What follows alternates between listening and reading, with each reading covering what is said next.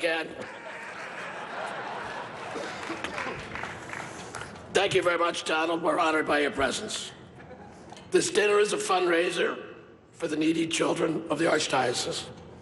I'm pleased to announce that tonight we have raised $6 million.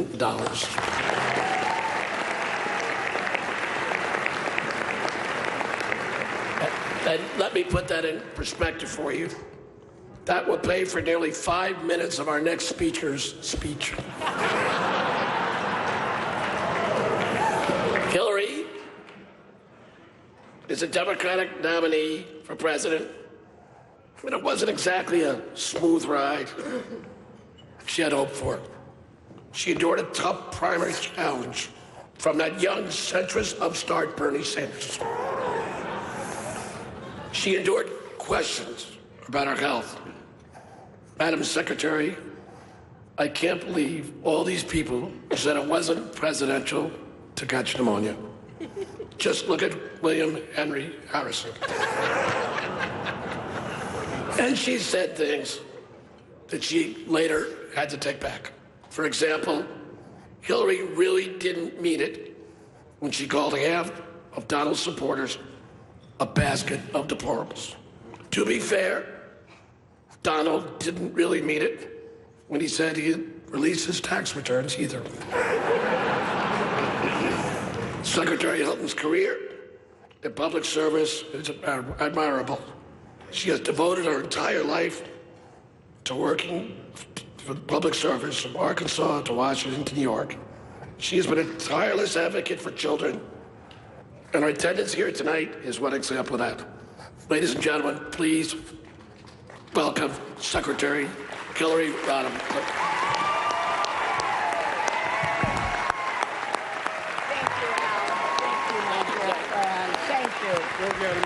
Thank you.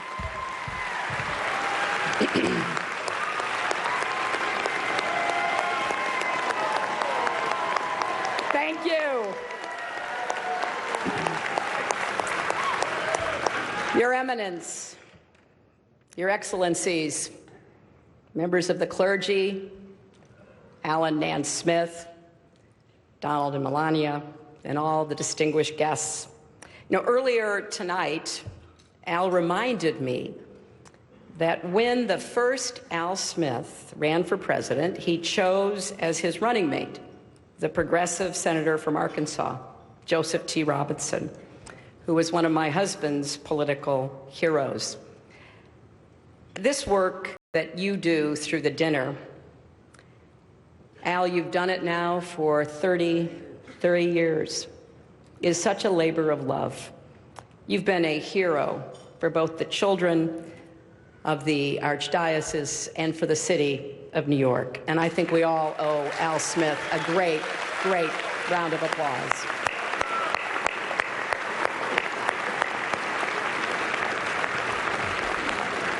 This is such a special event that I took a break from my rigorous nap schedule to be here.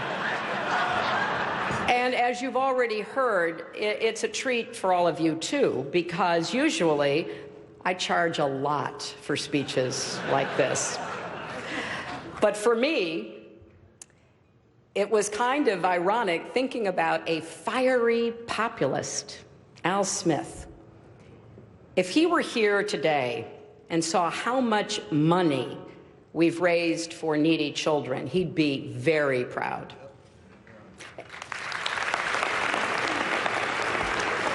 And if he saw this magnificent room full of plutocrats celebrating his legacy, he'd be very confused. It's a special honor to be here with Your Eminence. Now, I know, Your Eminence, you were criticized for inviting both Donald and me here tonight. And you responded by saying, if I only sat down with those who were saints, I'd be taking all my meals alone. Now, just to be clear, I think the Cardinal is saying I'm not eligible for sainthood. But getting through these 3 debates with Donald has to count as a miracle.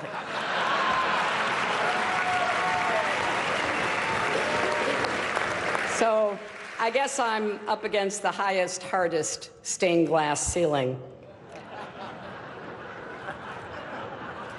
But Your Eminence, you do deserve great credit for bringing together two people who've been at each other's throats, mortal enemies, bitter foes.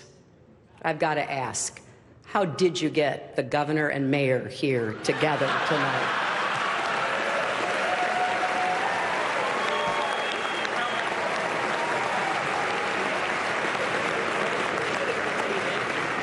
Now, I've got to say, there are a lot of friendly faces here in this room, people that I've been privileged to know and to work with. I just want to put you all in a basket of adorables. And you look so good in your tuxes, or as I refer to them, formal pantsuits. And, you know, because this is a friendly dinner for such a great cause, Donald, if at any time you don't like what I'm saying, feel free to stand up and shout wrong while I'm talking. You know, come to think of it, it's amazing I'm up here after Donald. I didn't think he'd be okay with a peaceful transition of power.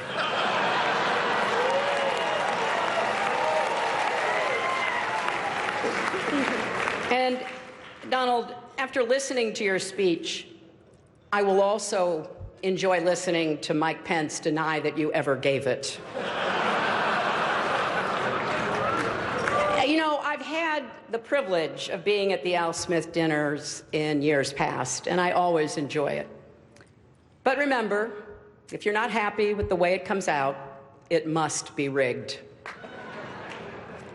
And it's always a special treat for me to be back in New York, a city that I love and which I think truly embodies the best of America. You know, don't you think? People look at the Statue of Liberty and they see a proud symbol of our history as a nation of immigrants, a beacon of hope for people around the world. Donald looks at the Statue of Liberty and sees a 4. Maybe a 5 if she loses the torch and tablet and changes her hair. You know, come to think of it, you know what would be a good number for a woman? 45. But I digress. Now, I'm going to try my best tonight. But I understand I am not known for my sense of humor. That's why it did take a village to write these jokes. People say, and I hear them, I know, they say, I'm boring compared to Donald. But I'm not boring at all. In fact, I'm the life of every party I attend, and I've been to 3.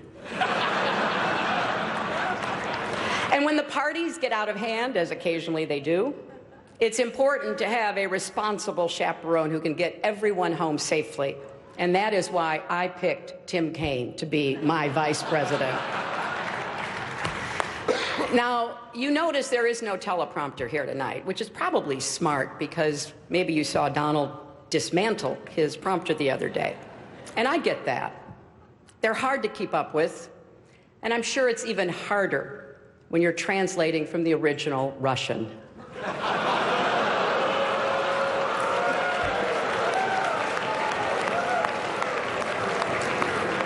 But every year, this dinner brings together a collection of sensible, committed, mainstream Republicans, or as we now like to call them, Hillary supporters. Now, some of my critics, and I hear that too, yeah, they think I only say what people want to hear. Well, tonight that is true. And here's exactly what you want to hear. This election will be over very, very soon.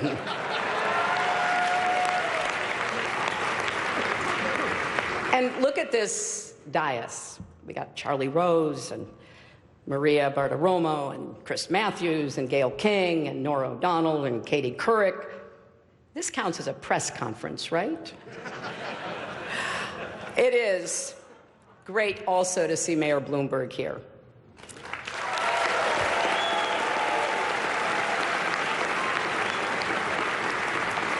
It's a shame he's not speaking tonight. I'm curious to hear what a billionaire has to say.